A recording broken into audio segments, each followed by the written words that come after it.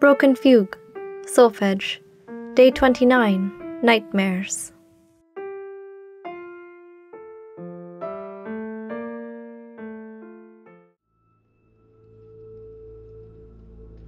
The light turned green and Adrien stepped on the pedal.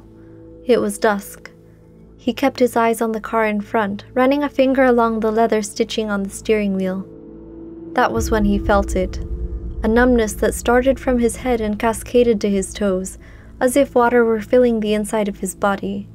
His hands fell away from the steering wheel, having lost all strength to grip. Unable to react, he watched in horror as the distance began to close between his car and the one in front. "No!" he cried silently, his mind jumping ahead to assess the potential damage of an accident in this kind of traffic. "Not this! Anywhere but here!" He awoke, heart beating fast, shot with terror. The ceiling, faintly illuminated in green from the charging light on his phone, filled his vision. He realized he wasn't breathing and tried to suck in air, but his lungs didn't cooperate. Feeling a scream build in his chest, he tried to move an arm, but couldn't turn his head to see whether it was working. Though he thought he felt his arm rising, nothing came into view when it should have. Sliding his eyes to the edge of his field of vision, he barely glimpsed the dreadful silhouette of his arm still lying in the same spot at his side. Horrified, he tried to scream, but nothing came out. He was paralyzed in place and his body started to cry for oxygen. Desperate, he lashed out and, as if breaking the surface of a lake, his body finally jerked into an upright position. He gasped, filling his lungs with air, clenching and unclenching his hands that had regained their facility. Sleep paralysis. It wasn't the first time he had experienced it. Drawing even breaths, he waited for his erratic heartbeat to slow down. Too afraid of it happening again to go back to sleep, he swung his legs out of bed, feet making contact with cold carpet. When he got up and walked, the way his left foot was still slow to respond concerned him.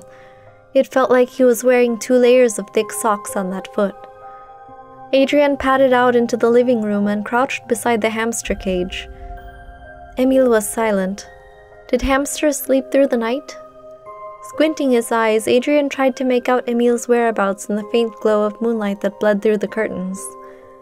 2 beady eyes reflected white dots of light as the hamster emerged from the mouth of his plastic tunnel, the scratching sound a pleasant intruder to the silence of the room. Maybe Adrien was worrying too much. It had happened twice before. He had been hospitalized when he lost all strength in his arms at the age of 13, a year after his mother's death. After a round of testing, he was deemed perfectly healthy. The feeling returned to his arms, and the doctor surmised that he had experienced psychosomatic symptoms of trauma over his mother. It happened again when he was 19. His worries weren't groundless, though.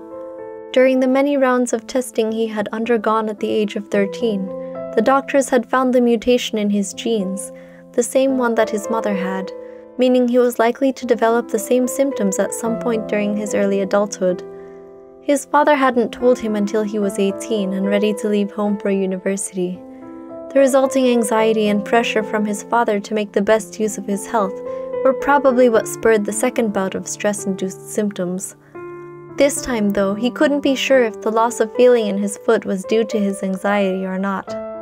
Opening the door of the cage, Adrien reached out for Émile, who darted into hiding upon contact with his hand. It wasn't surprising. The woman at the pet store had told him to give the hamster some distance while he settled into his new habitat.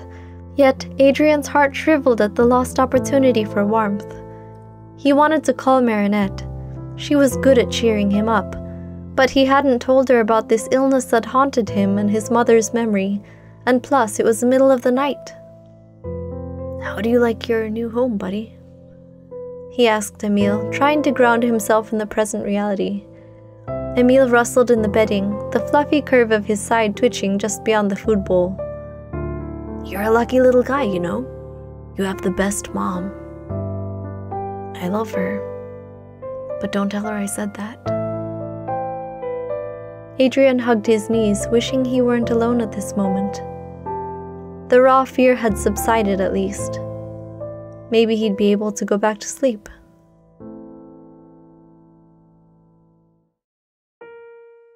Thank you for listening to Chapter 29 of Broken Fugue Solfège. See you next time.